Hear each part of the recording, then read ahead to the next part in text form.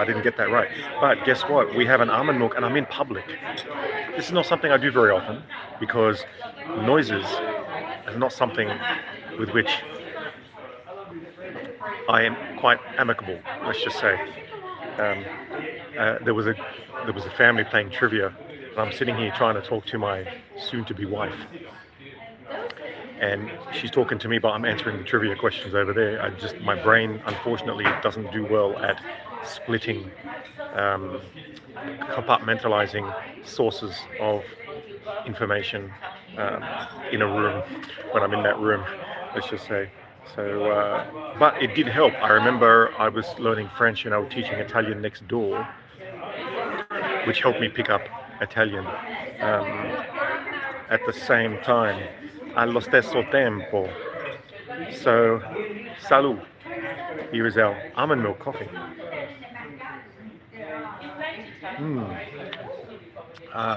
It needs equals, which, yeah, anyway, we'll give that a go in a moment. But I just thought I would wish you all a new year.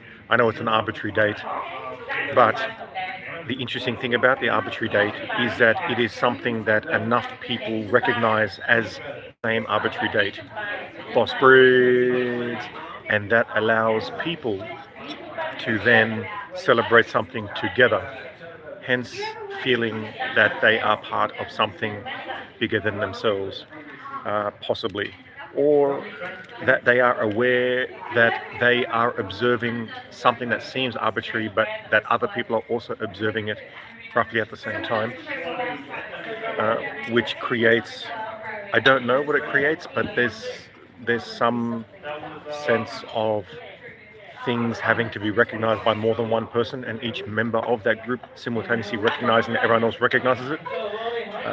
Things like customs, rituals, those type of things that binds communities, and now we sort of have this global version. But I was just watching they have this show wherever I am now in this place, this public area, and they're talking about the year that's been, and they'll recount all of the things that happened around the year. And I'm looking at it, I'm like, hold on a second. None of that stuff, sense of togetherness, yeah.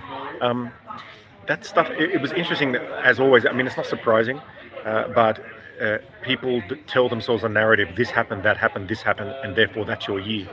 But in fact, when you were watching from a different country and a different TV show, something else will happen, and that'll be my year. So they're completely different years. For some person, it's a year of happiness. Others, it's a year of joy. Other people, it's a year of tragedy. Others loss, others rebirth. So when you talk about that year, it's going to elicit different sentiments in different people. So already we have a division. But of course, as human beings, not being aware of this, in general, we have, of course, the typical societal disconnect and collapse, and the global compartmentalization. When I was in China, it seemed quite normal that China was the center of the world. And when I was in the Middle East during the, I can't remember what was happening, I think it was the Olympics in Australia, and not a single word of the Olympics. It was like there was no such thing as the Olympics. And it didn't even matter. There were other things that were important. The Pope was there recently, and all of these hundreds and hundreds of thousands of Middle Eastern Christians and Muslims and atheists and whatever else, not that they could declare themselves publicly, were all there. None of that mattered. What's happening in Greece right now, I have no idea. The last time I was in Greece, one thing that shocked me when I was in Greece was the amount of people in their 20s who had no work. So they would just sit around all day.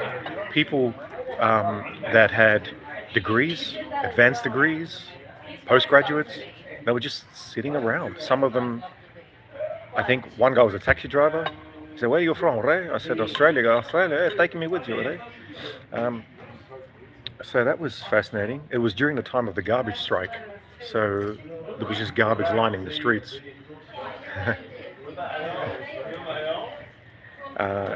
Anyway, that's our day, I'm just enjoying having a coffee whilst my soon-to-be bride, she's smiling, is enjoying her meal.